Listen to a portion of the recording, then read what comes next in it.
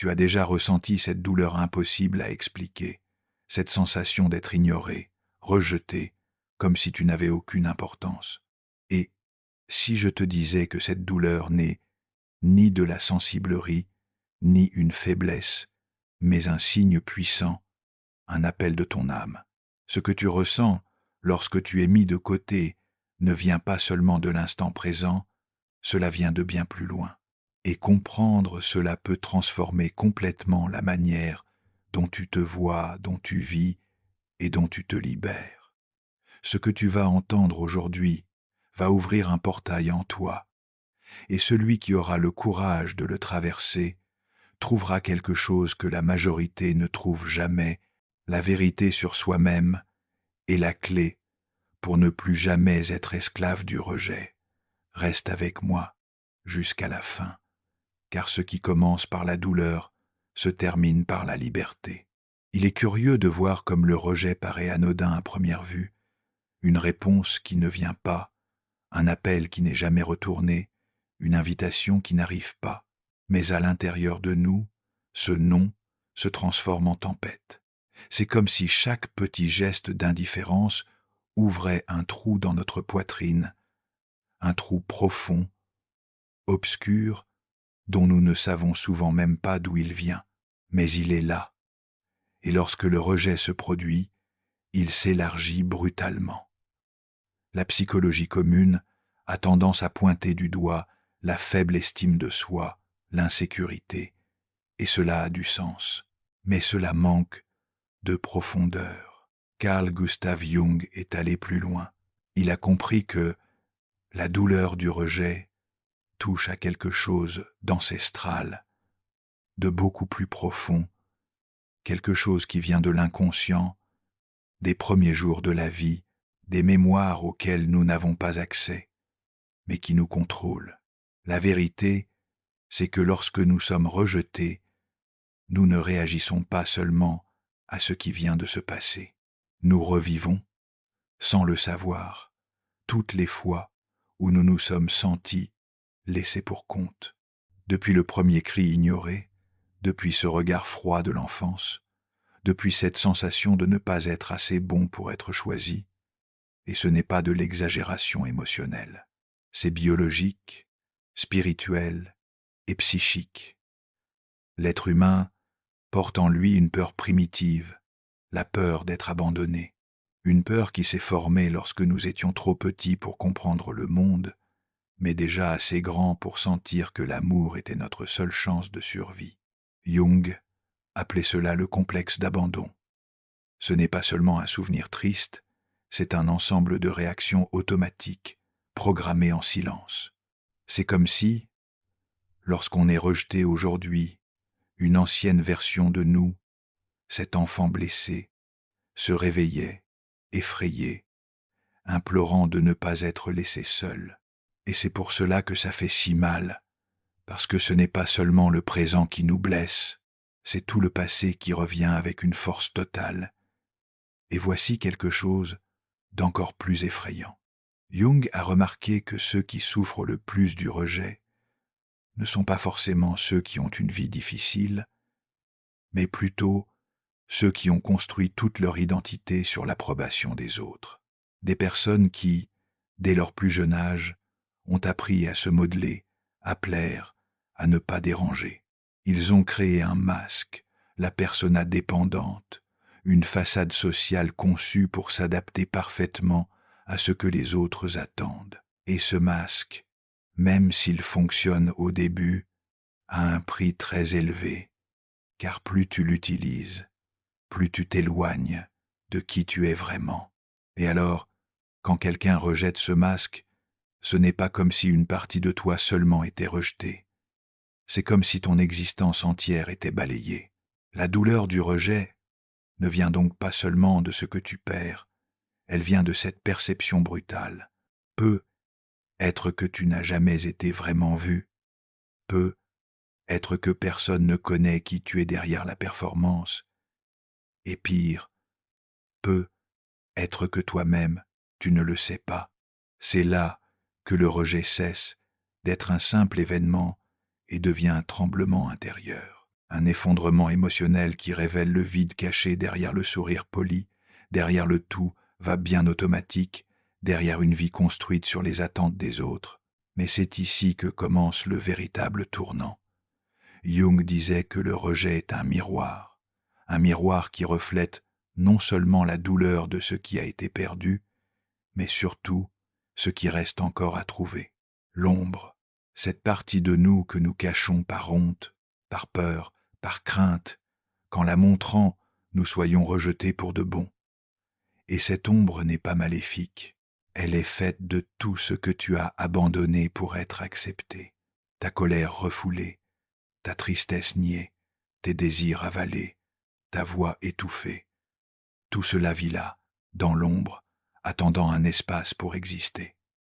Et lorsque la persona commence à s'effondrer, lorsque le rejet déchire ce masque social que nous utilisons pour survivre, l'ombre apparaît, et elle fait peur, parce qu'elle revient chargée d'émotions intenses, souvent effrayantes, colère, honte, envie de disparaître ou de crier. Ces émotions ne sont pas exagérées. Ce sont des échos, ce sont des mémoires vivantes qui tentent, une fois de plus, d'être reconnues. Ce ne sont pas des faiblesses, ce sont des cris de quelque chose qui a été ignoré trop longtemps. À ce moment-là, la majorité tente de fuir. Elle revient au masque, se ferme, essaie d'être encore plus agréable, plus contrôlée, plus acceptable.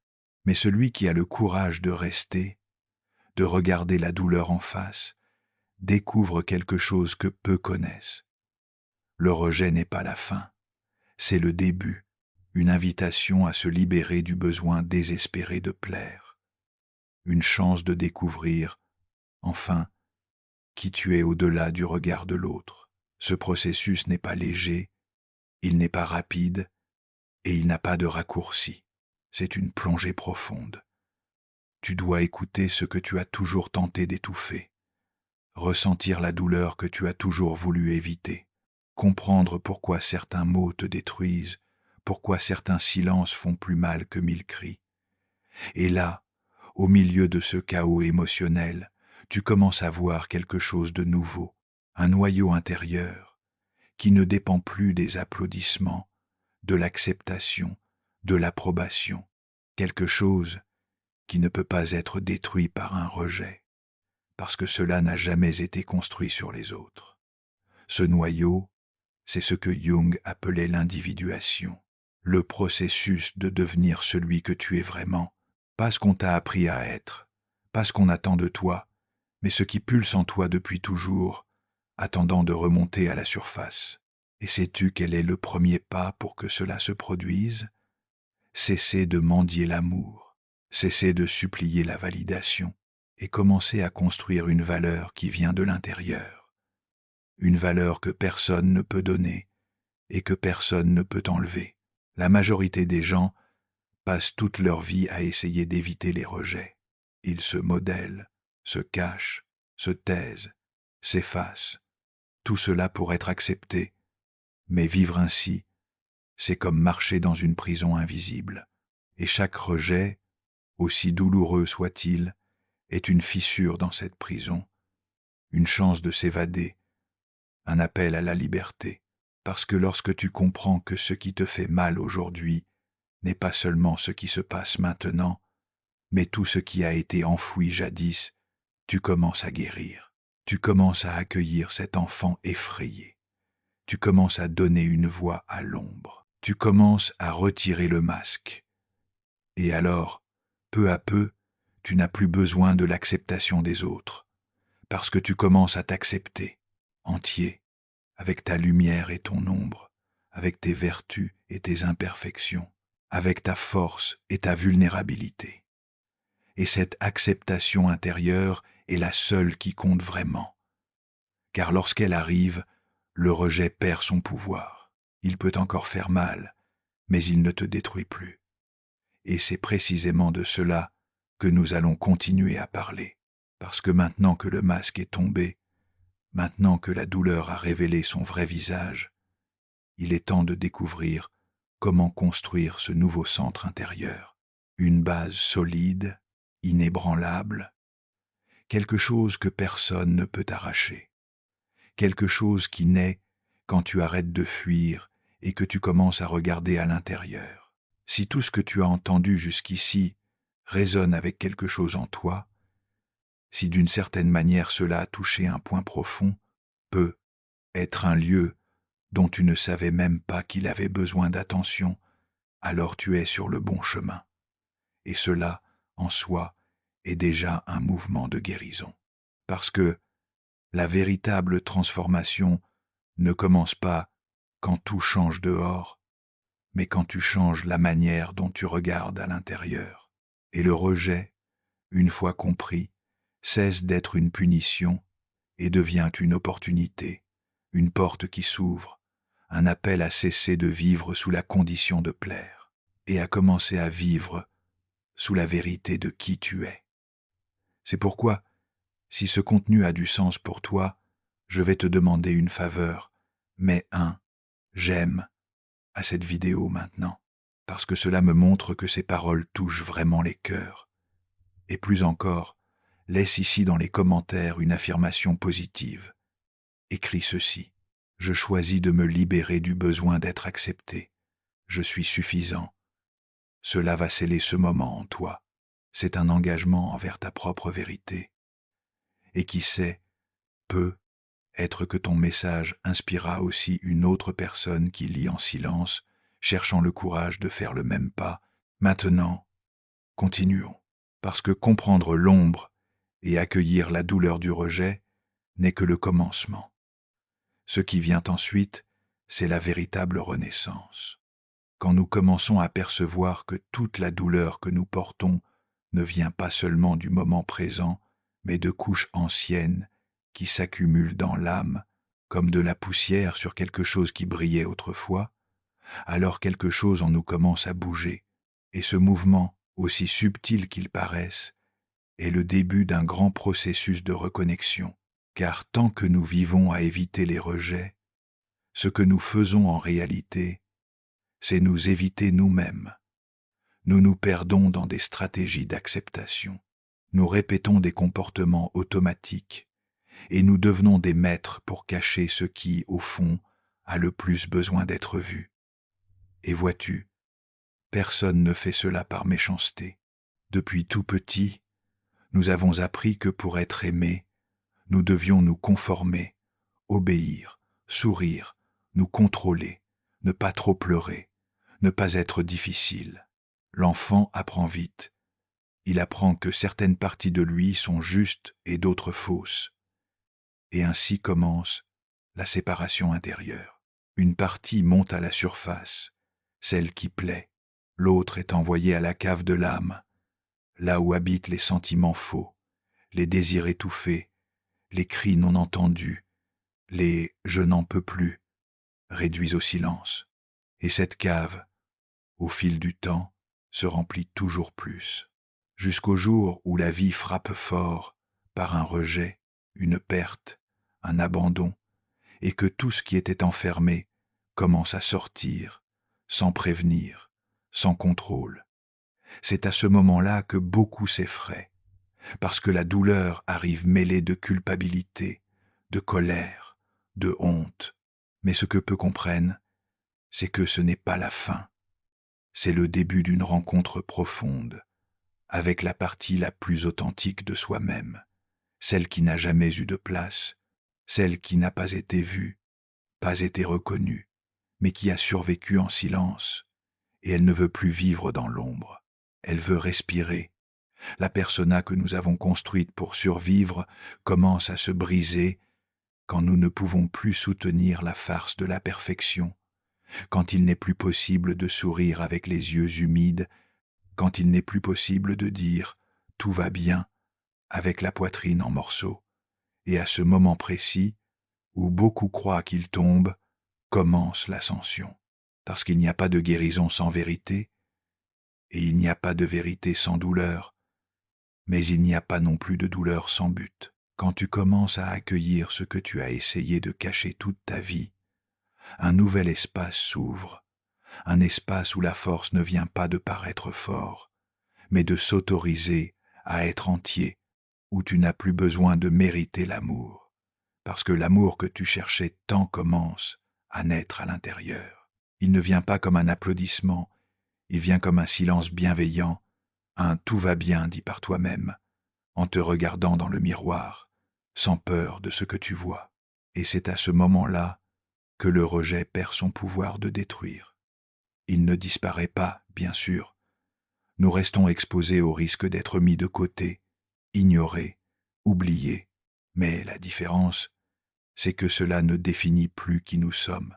Cela ne fait plus mal comme avant, parce qu'il existe désormais en toi quelque chose de plus fort que la peur du rejet, la certitude que tu es entier, que tu as de la valeur, que tu n'as plus besoin de te plier, de t'effacer ou de te modeler pour entrer dans l'amour de quelqu'un. Cela ne signifie pas que tu vas vivre isolé, sans lien. Bien au contraire. Lorsque tu te réconcilies avec qui tu es vraiment, tu commences à attirer des connexions plus vraies, parce que tu ne vis plus comme un personnage, mais comme une présence. Et les gens le sentent. Ils sentent quand quelqu'un parle avec le cœur. Ils sentent quand quelqu'un n'essaie pas de plaire, mais simplement d'être. Et cette authenticité est magnétique. Elle est légère. Elle est rare. Et c'est exactement ce dont le monde a besoin. Mais avant d'arriver à ce point, il faut traverser les décombres de ce que tu croyais être. Il faut accepter que derrière la douleur du rejet se cache une partie de toi qui croit encore ne pas être suffisante. Et cette partie a besoin d'être entendue avec amour, pas avec jugement, pas avec précipitation, mais avec patience, parce que tu ne t'es pas perdu de toi-même du jour au lendemain. Ce furent des années, être des décennies, de silence intérieur, de ravale tes larmes, de ne dérange pas, de ne sois pas toi-même. Et maintenant, il est temps de faire le chemin du retour. Pas vers ce que tu étais, mais vers ce que tu as toujours été et qui n'a jamais eu l'espace pour exister. Et ce chemin se fait pas à pas, souvent en silence, avec des rechutes, avec des doutes, mais c'est un chemin sacré, parce qu'en lui, tu découvres que derrière chaque rejet vécu, il y avait une invitation cachée, l'invitation à rentrer à la maison qui n'est pas un lieu, ni une autre personne, la maison qui est toi, complet, réel, vivant, et quand tu arrives là, tout change, parce que l'amour de soi cesse d'être une belle phrase et devient une expérience. La solitude cesse d'être un isolement et devient une compagnie. Et les silences des autres cessent d'être des sentences, pour devenir seulement des silences, rien de plus. Le plus intéressant, c'est qu'en t'acceptant entièrement, avec ta lumière et ton ombre, avec tes certitudes et tes insécurités, tu ne deviens pas quelqu'un de fermé au monde. Tu deviens quelqu'un qui n'a plus besoin du monde pour se sentir digne. Et cette dignité, cette paix, cette plénitude, personne ne peut les enlever. Aucun rejet ne les ébranle. Aucune absence ne les détruit. Alors ce qui avant était douleur devient force. Ce qui avant était honte devient compassion. Et ce qui avant était peur devient liberté. La liberté d'être simplement qui tu es, avec toutes tes couleurs, nuances, profondeurs, sans avoir besoin de t'expliquer, sans avoir besoin de te justifier, et surtout sans avoir besoin de te diminuer. Parce qu'au fond, le rejet le plus cruel n'a jamais été celui des autres. Il a toujours été le nôtre. Nous avons toujours été les premiers à tourner le dos aux parties de nous que nous jugions laides, inadéquates, indésirables. Nous avons toujours été ceux qui tentaient de couper des morceaux de l'âme pour entrer dans des moules trop étroits. Mais maintenant, plus jamais, maintenant tu sais, maintenant tu vois, maintenant tu commences, enfin, à revenir vers toi. Et lorsque tu commences ce voyage de retour vers toi-même, quelque chose de profond et presque sacré se produit. Tu commences à percevoir que l'amour que tu as tant cherché à l'extérieur, dans chaque relation, dans chaque tentative d'être accepté, était en réalité l'amour que tu devais apprendre à te donner. Pas un amour conditionnel, basé sur la performance ou l'apparence, mais un amour inconditionnel, celui qui accueille même les morceaux les plus brisés. L'amour qui regarde ta douleur et ne cherche pas à la déguiser ni à la cacher, mais qui s'assoit à ses côtés, en silence, et dit « Je suis là, je ne vais plus t'abandonner ». À ce stade, tu ne deviens pas immunisé contre le rejet. Personne ne l'est. Ce qui change, c'est ce que le rejet signifie pour toi. Il cesse d'être une menace à ton existence et devient ce qu'il a toujours été, un choix de l'autre, un mouvement extérieur qui peut te toucher, mais qui ne définit plus qui tu es. Et c'est ça la véritable liberté, quand tu arrêtes de voir chaque « non » comme un reflet de ta valeur, tu arrêtes de te rétrécir et tu commences à t'élargir. Tu deviens capable de dire « non » toi aussi, de quitter des situations que tu acceptais autrefois seulement par peur d'être seul, de cesser d'accepter des miettes émotionnelles, d'arrêter de te contenter de relations qui exigent que tu te caches. Parce que maintenant, tu n'as plus peur d'être seul, tu as appris à être avec toi. Et quand cela arrive, tu réalises que la solitude que tu craignais tant était en réalité le chemin du retour vers ton essence. Jung parlait de l'individuation comme d'un processus continu, pas comme d'une ligne d'arrivée, et il est important de s'en souvenir. Il n'y a pas de point final où tu es arrivé, et tout est résolu. Il y a des cycles, des couches, des moments où tu te sens fort, entier, et d'autres où la douleur revient. Mais la différence, c'est que désormais, tu ne fuis plus, tu l'affrontes avec courage, avec compassion. Et chaque fois que cela se produit, tu deviens un peu plus vrai, un peu plus libre. Ce qui autrefois paraissait une malédiction, être rejeté, être mis de côté, se révèle maintenant comme un maître déguisé. Parce que c'est cette douleur qui t'a amené jusqu'ici, c'est elle qui t'a poussé à entrer en toi, et c'est à l'intérieur que réside tout ce que tu as toujours cherché. Quand tu cesses de mendier l'amour, tu commences à déborder de présence. Et cela transforme tout, parce que la présence guérit.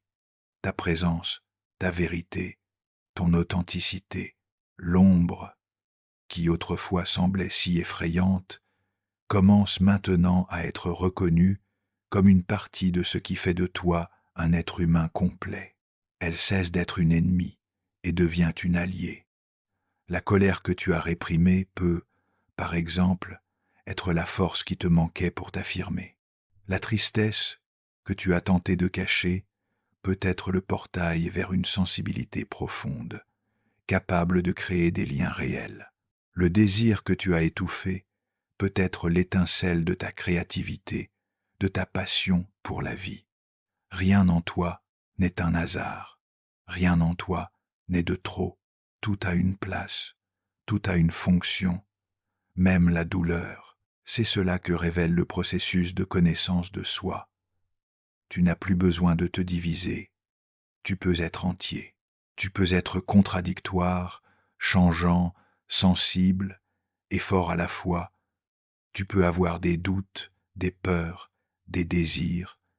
Tu peux ne pas plaire à tout le monde. Et c'est très bien ainsi.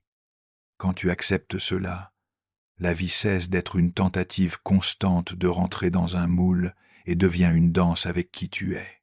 Et c'est ici qu'une nouvelle réalité commence à émerger.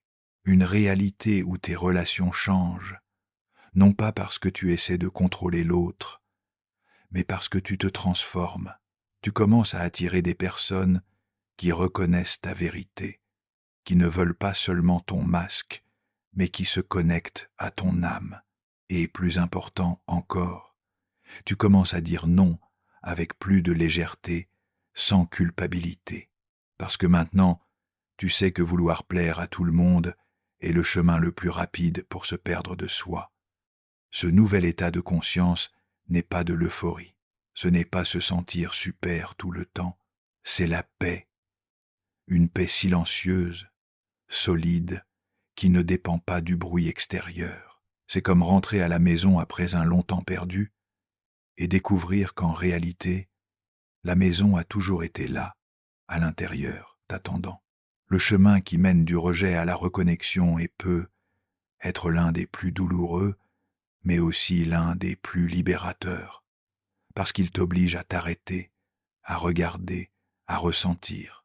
Et dans ce regard profond, tu commences à retrouver des parties de toi qui avaient été oubliées, cachées, étouffées, et en les réunissant à nouveau, tu redeviens qui tu es. Le monde peut bien continuer à essayer de te définir, de te limiter, de t'étiqueter, mais tu n'entres plus dans ces boîtes. Tu vis désormais à partir d'un centre intérieur, un lieu de vérité, un lieu que personne ne peut atteindre sauf toi.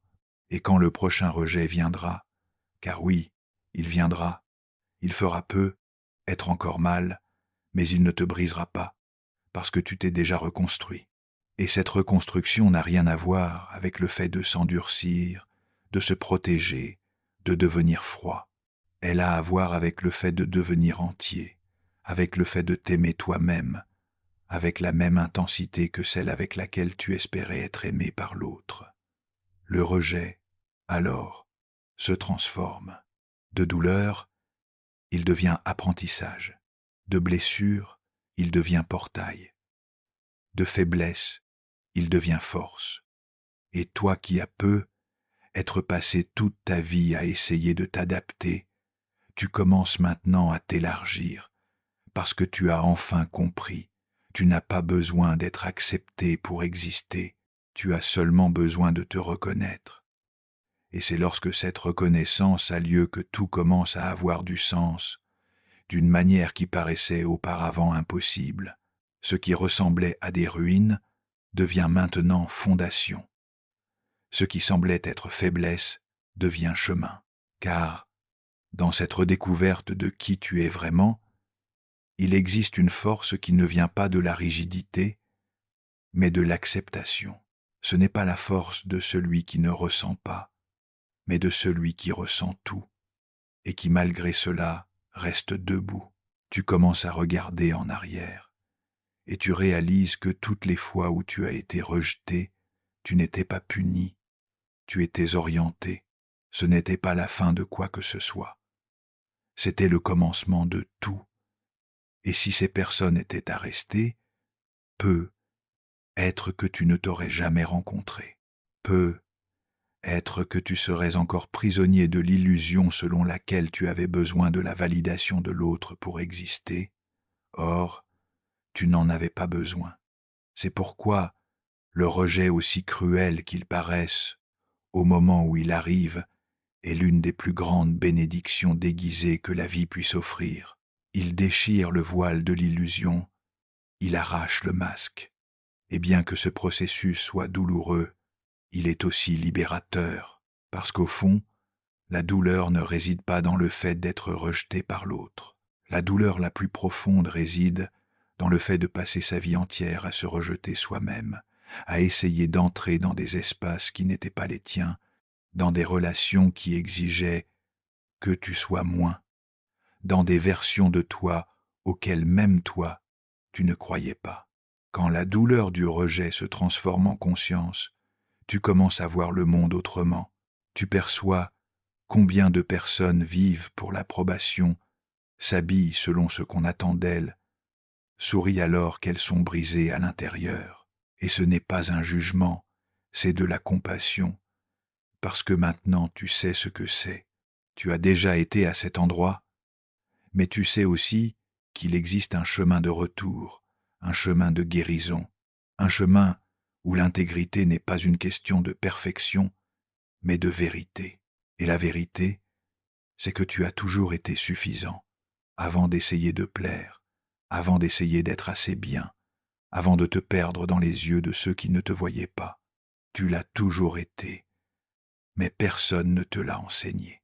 Au contraire, depuis l'enfance, On nous a façonnés pour croire que nous devons conquérir le droit d'être aimés, que nous devons être acceptés pour être valorisés.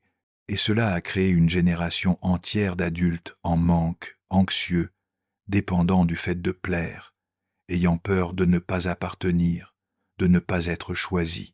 Mais maintenant que tu sais, tu as la chance d'interrompre ce cycle. Tu as la chance d'être l'adulte qui prend soin de l'enfant blessé qui vit en toi, de le regarder et de lui dire tu n'as plus besoin de te cacher. Tu peux être qui tu es. Tu es en sécurité maintenant. Et cette sécurité ne vient pas du monde extérieur. Elle vient de l'intérieur. Elle vient de ta présence, de ton amour de toi-même, de ton courage à te regarder avec honnêteté, avec tendresse, avec plénitude, à chaque couche qui se brise, à chaque douleur qui est accueillie, tu deviens un peu plus toi-même. Et il est intéressant de constater que ce qui auparavant te détruisait te renforce désormais parce qu'il n'y a plus rien à cacher. La vulnérabilité, qui autrefois semblait dangereuse, devient maintenant un pont, une connexion, une vérité partagée. Et tu commences à te relier à partir de ce lieu, non plus en essayant de convaincre l'autre que tu mérites l'amour, mais simplement en offrant le tien, sans exigence, sans attente, avec liberté. Et c'est là que tu attires des liens différents, des relations plus légères, plus profondes, plus authentiques, parce qu'elles ne sont plus fondées sur le manque, mais sur la présence.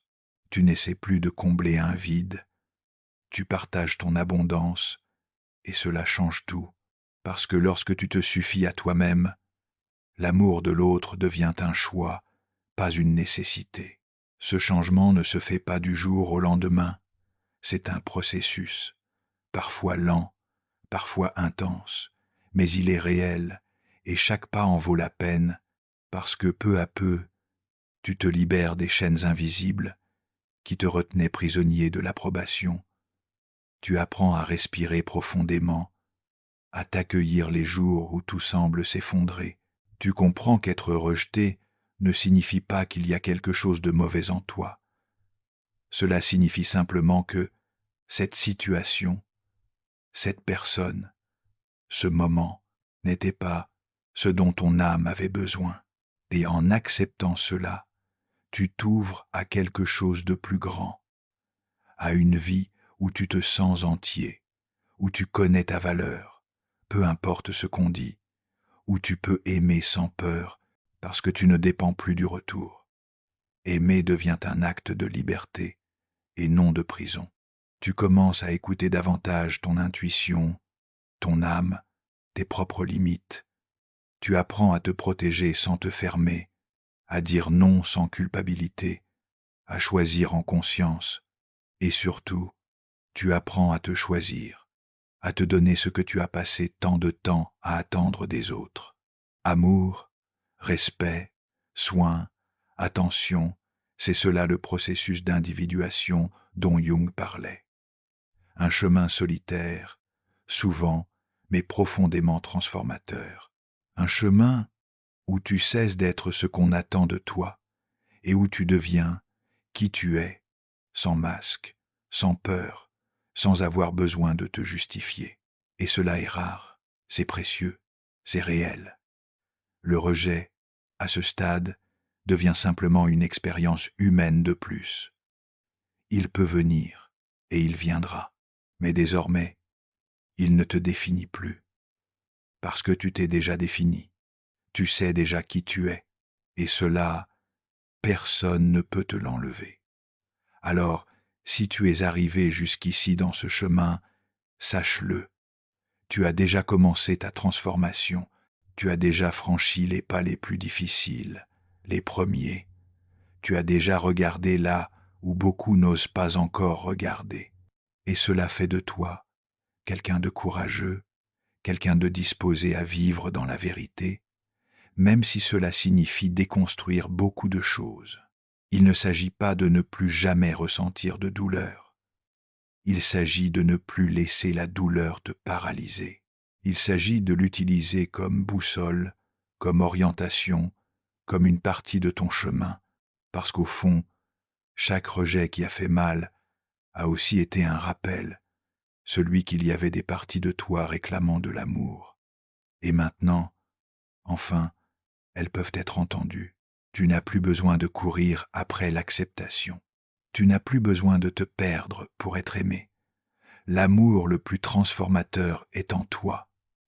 Et il commence au moment exact où tu décides de t'accueillir tout entier.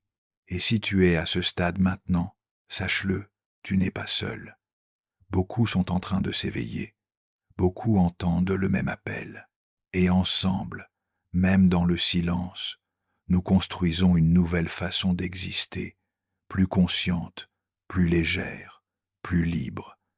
Que tu vis le courage de continuer, que tu te rappelles toujours que ce n'est pas l'autre qui te définit, c'est toi, et que la douleur aussi forte, soit-elle peut-être le pont vers la rencontre la plus importante de ta vie, la rencontre avec toi-même. Ainsi, à la prochaine vidéo.